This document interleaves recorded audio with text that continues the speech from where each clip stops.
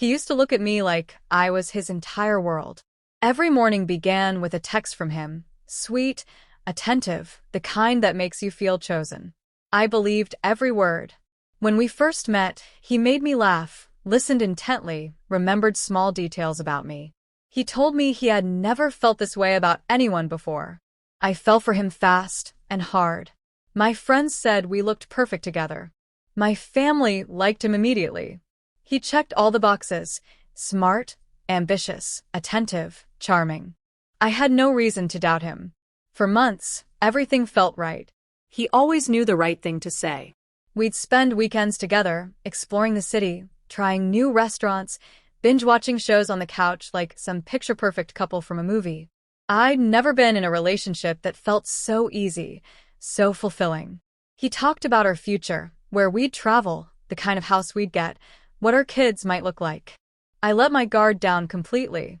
But little things started to feel off. At first, they were barely noticeable. A few more late nights at work. A little less eye contact. He started locking his phone. He told me it was for work security, and I believed him. I wanted to believe him.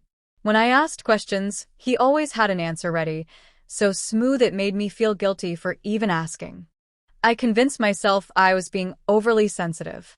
He started pulling away emotionally, too. Conversations grew shorter. Sex felt mechanical. He smiled less. I chalked it up to stress. Everyone has bad weeks, right? I didn't want to be the girlfriend who nags or doubts. So, I buried my instincts and tried harder to please him. I cooked more, complimented him more, showed up for him every chance I got. I was loyal to a fault. One evening, he left his phone on the table when he stepped out to take a call. It lit up with a message. Same time tonight? Can't wait, face blowing a kiss. My stomach dropped. The name was just initials. I picked it up, but the message was gone, deleted almost instantly. He came back inside smiling like nothing had happened. I didn't say a word. Not then. That message played over in my head all night. I told myself it could have been a joke, a missed text, a friend being flirty. I wanted it to be anything but what it clearly was. But doubt had planted itself deep in my chest. I began noticing more: how quickly he responded to messages but never let me see his screen, how vague he was about plans, how he never posted about me anymore. The night everything shifted, he forgot to lie. He told me he was going to bed early, but I noticed his location was still active near a downtown bar. I didn't ask. I just watched. Something in me went cold. I realized I had been living in an illusion. He wasn't who I thought he was. And that's when I knew, if he was going to keep lying, I needed to start uncovering the truth. Quietly. Strategically. Without giving him the satisfaction of seeing me fall apart. I stopped asking questions. I stopped hoping he'd change. Instead, I started watching. Every little detail became a clue: his tone, his timing, the way he suddenly angled his phone away from me. The connection we once had was gone, replaced by rehearsed smiles and generic affection.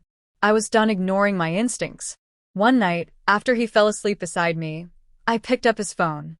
His passcode hadn't changed. I went straight to his messages. Most had been deleted, but in his archive, I found fragments, screenshots he'd forgotten to erase, photos not meant for me, texts like "can't wait to see you again" and "I miss your touch." The timestamps matched the nights he claimed he was working late. My hands were shaking, but I kept scrolling. I needed confirmation, not just suspicion. The next day, I tried to confront him gently. I asked if there was something he wasn't telling me, gave him every chance to come clean. He laughed it off, called me dramatic, said I was being jealous. That was the last time I asked nicely. From that point on, I stopped giving him the benefit of the doubt. I set up a fake social media account, nothing obvious, just enough to blend in. I followed him and a few people he interacted with often. It didn't take long. A woman I didn't recognize liked nearly every one of his posts. I checked her profile. She had private stories tagged with vague captions like "nights like this" and blurry photos that felt all too familiar. I knew it was him. The shape of his hand. The shirt he told me he lost.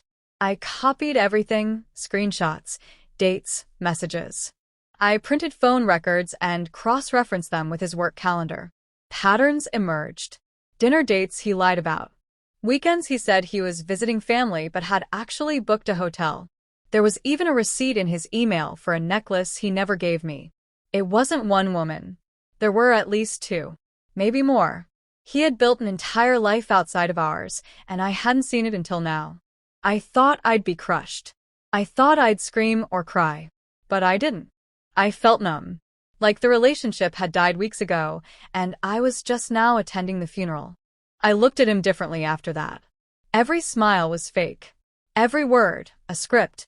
I played along. I stopped showing emotion, stopped reacting. Let him believe I was still clueless, still in love. But inside, I was building something else, a plan. I wouldn't give him the satisfaction of a dramatic breakup. No yelling. No begging. No tears. He wanted to lie his way out. I would take my time and make sure the ending wasn't just painful, it would be unforgettable. Because I wasn't just going to leave. I was going to make sure he understood exactly who he underestimated. I started detaching from him the moment I confirmed everything. No more overthinking. No more giving him the emotional power. I acted normal, smiled at his jokes, kissed him goodnight. But every move I made was calculated. Every word was measured. I wasn't staying. I was preparing to disappear. I made copies of every piece of evidence. Photos, texts, receipts, voice notes. Backed them up in multiple places under anonymous file names. I spoke to a lawyer and quietly educated myself on my rights. We weren't married, but we shared a lease, utilities, and a few financial ties. I made sure everything I needed was separate before I made a single move. I opened a new bank account, transferred small amounts each week, low enough not to trigger any suspicion. I visited a storage unit under a different name and started moving my belongings slowly, books, clothes, keepsakes. Things he wouldn't notice missing. He had no idea. He was too busy juggling his lies. I changed my passwords, logged out of shared devices. I turned off location sharing. Bit by bit, I was erasing myself from his life without making a sound. He thought I was still in love, still invested. That was his weakness, his arrogance. He believed he was untouchable, that he could do whatever he wanted, and I'd always be there waiting. That belief was going to be his undoing. I stopped sleeping next to him some nights. Blamed headaches. Said I needed space. He didn't care. I think a part of him had already checked out, too. He thought I was just becoming cold, distant. He had no idea I was almost gone. No idea I was steps ahead of him. I made sure I had everything, paperwork, keys, backup plans. I even spoke to my employer, arranged a transfer to another branch under the guise of needing a fresh start. I wasn't going to just leave him. I was going to build something better for myself without him dragging me down. I didn't confront him. I didn't ask him to explain himself. I didn't want an apology. I didn't want closure. I just wanted out, with my dignity intact and my silence louder than any argument ever could be. The night before I left, I cooked him dinner. His favorite. He laughed, told me I was glowing, said he was lucky to have me. I smiled and told him I loved him, one last time. He had no idea it would be the last time he'd hear those words from me. My plan was simple. Disappear without warning. No drama. No second chances. I didn't want revenge through chaos. I wanted the kind that lingers. The kind that haunts. I wanted him to wake up and realize everything he thought he had control over was gone, and that he never saw it coming. That was my power. Quiet. Calm. Complete control. He lied and played games. I observed, adapted, and waited. And soon, he'd know just how dangerously smart that made me. The morning I left, he was still asleep. I didn't say a word. I didn't take everything, just enough to make it obvious I was never coming back. I left a letter on the kitchen counter. It wasn't dramatic, just the facts. No begging, no anger. A clean break, signed with my full name for the first time in months. By the time he read it, I was already gone. Phone off.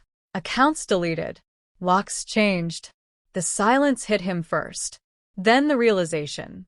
I didn't block him right away. I wanted him to see everything. I sent him a single file. Inside were screenshots, messages, receipts.